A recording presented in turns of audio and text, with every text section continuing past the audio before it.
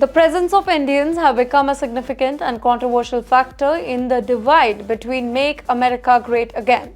We also call it the Maga movement, a political faction associated with former US President Donald Trump. The Maga movement is not monolithic group, and it has split into two main factions that have very different views on immigration and national identity.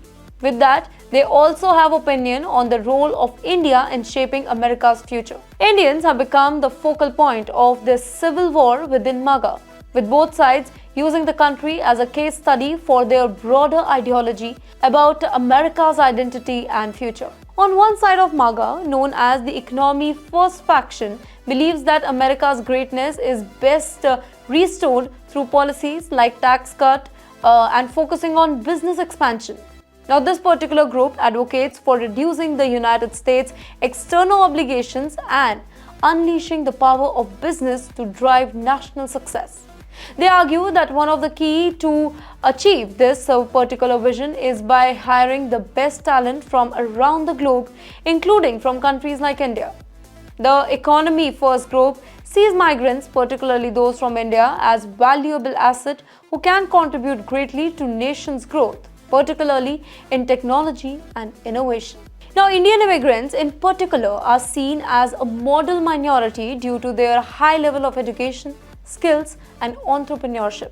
In fact, if we go by stats, then according to statistics, 72% of Indian immigrants in the United States are university graduates, making them one of the most highly educated group in the country.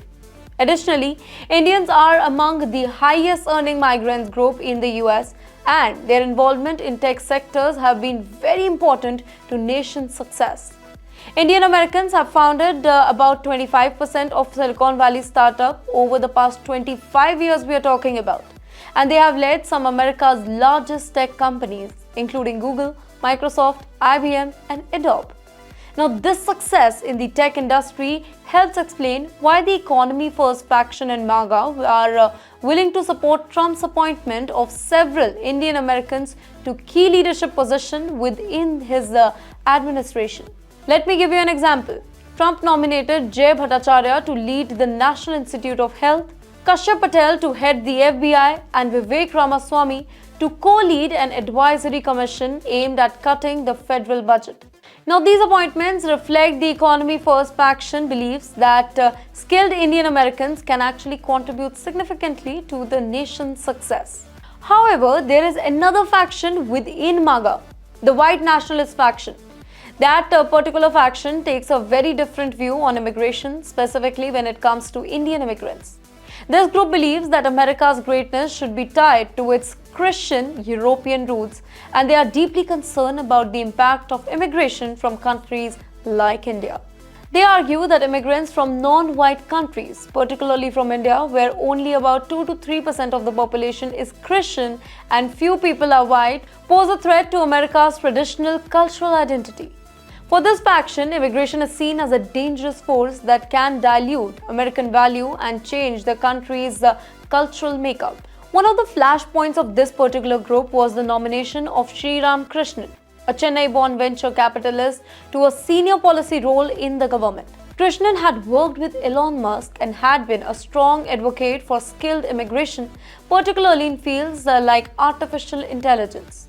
When Trump announced Krishnan's appointment, it sparked a backlash from the white nationalist wing of Maga. Critics like Laura Loomer argued that Krishnan's call to remove the green card cap limit on the number of green card issued to immigration from a particular country, including India, was actually a threat to American workers. Now, the green card system disproportionately affects applicants from countries with the large population of skilled workers, just like India, which faces long waiting time of up to 11 years for green card. Other countries with fewer applications do not face the same restrictions. Advocates for the Economy First faction, like David Sag, a Trump nominee for the White House AI role, argues that removing these particular caps would actually allow the US to attract the world's best talent and increase its global competitiveness. They pointed out that Indian workers have played a huge role in America's success and that removing a green card limit would make the process fairer. Yet, for the white nationalist faction, the problem extends beyond just the green card cap. They believe that immigration, specifically from non-white countries, threatens the very fabric of America's national identity. Now, this particular view is further exemplified by Ann Coulter, a prominent right-wing commentator who declared that she would never support Vivek Ramaswamy even though she agreed with his views simply because he's Indian.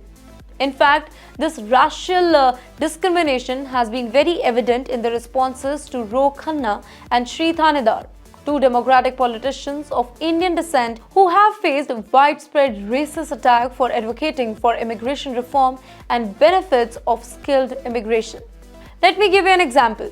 Khanna received a hateful comment like, "If they are so great, why didn't they fix their country of origin?" Now, these type of comments highlight the broader fear among some Americans that immigration will lead to job displacement, a concern that has only grown as new technologies like AI threatens to take over a wide range of industries. However, one potential solution that could satisfy both the sides of Maga debate would be to outsource innovation to India. Instead of increasing immigration, the US could focus on investing in Indian companies that are actually capable of driving cutting-edge researches and development in fields like AI, biotechnology, and clean energy. This would actually allow the US to benefit from India's innovation and growth without the need to bring more immigrants to the country. Now, this idea would allow both the US and India to thrive together, and it could lead to the creation of a new partnership between the two countries. For more such interesting videos, do follow TimesXP.